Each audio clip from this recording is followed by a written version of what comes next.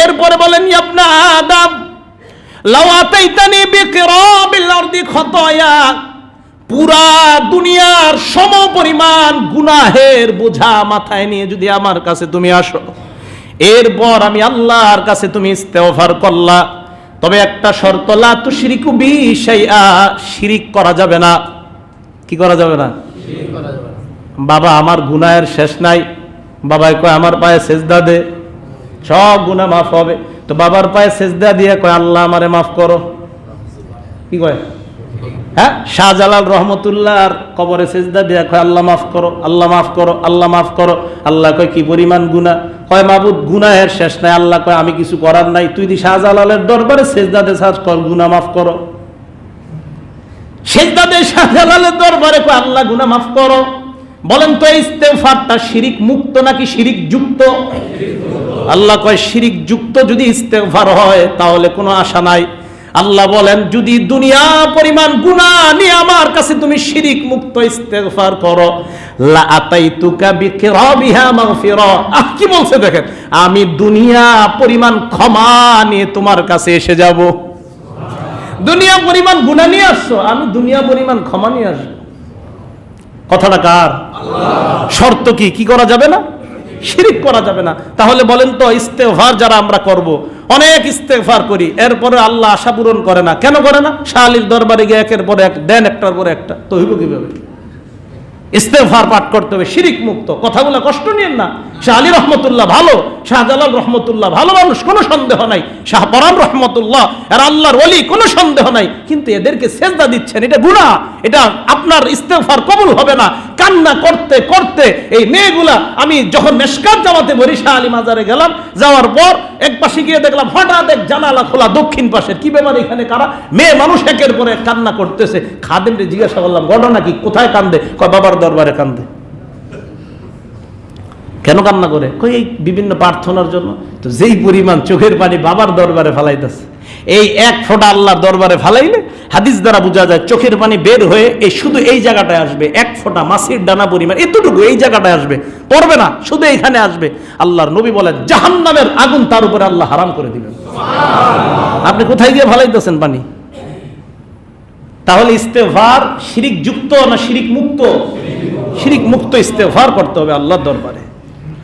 রাসূল করিম সাল্লাল্লাহু আলাইহি ওয়াসাল্লাম এক হাদিসের মধ্যে আল্লাহ রাসূল সাল্লাল্লাহু আলাইহি ওয়াসাল্লাম বলেন, আল্লাহ পাক রব্বুল আলামিন আমাদেরকে ডাক দিয়ে বলেন, হে আদম সন্তান, ইন্নী হারামতু যুলমা আলাইয়া, জুলুম করা আমি নিজের উপর, আলা নাফসি নিজের উপর হারাম করছি, আমি জুলুম করি না। এরপরে দেখেন ওয়াজআলতুহু বাইনাকুম মুহাররামা, তোমাদের উপর জুলুম করাও আমি হারাম করলাম, একে অপরকে জুলুম করবা এটাও হারাম করলাম। ফালা তাযলামু, কেউ কারো উপর তোমরা জুলুম করবা না। এরপর আল্লাহ পাক রব্বুল আলামিন বলেন, হে আদম সন্তান, কুল্লুকুম দাল্লুন ইল্লা মান হাদাইতুহু, তোমরা সবাই পথভ্রষ্ট, আমি আল্লাহ যাকে হেদায়েত না দান করব। এরপর আল্লাহ বলেন ফাস্তাহদুনি, আমি আল্লাহর কাছে প্রতিদিন তোমরা হেদায়েত চাও, আমি আল্লাহর ওয়াদা উহদিকুম, তোমাদেরকে হেদায়েত দান করব। তাহলে সবাই পথভ্রষ্ট, যদি আল্লাহ হেদায়েত না দেয়, আল্লাহ বলেন হেদায়েত চাও, আমি হেদায়েত দান করব। অনেক লোক কয় হুজুর আল্লাহই তো আমারে খারাপ বানাইছে তাই আমি খারাপ। এমনি আল্লাহ না বলছে তুমি হেদায়েত চাও, আল্লাহ হেদায়েত দান করবে। কতদিন তুমি হেদায়েত চাইছো? কয় আল্লাহ তৌফিক দেয় না তাই হেদায়েত চাই না। কি দেয় না?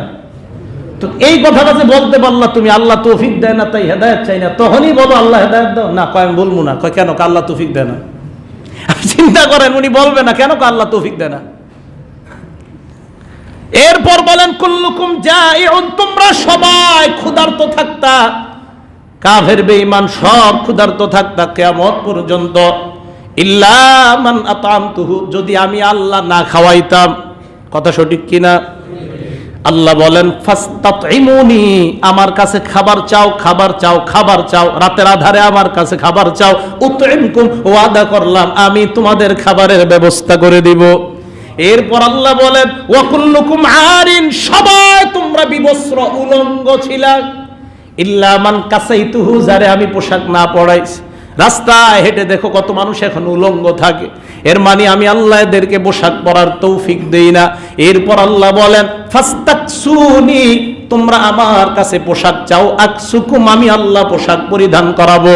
শেষে আল্লাহ বলেন, ইবনা আদম, হে আদম সন্তান, কুল্লুকুম তুখতিউনা বিল্লাইলি ওয়ান নাহার, তোমরা সবাই দিনেও গুনাহ করো, রাতেও গুনাহ করো। সঠিক কিনা? সঠিক কিনা? আওয়াজ দিয়ে বলেন। যে হালকা আওয়াজ মনে হয় এই গুণটা কারোর মধ্যে নাই।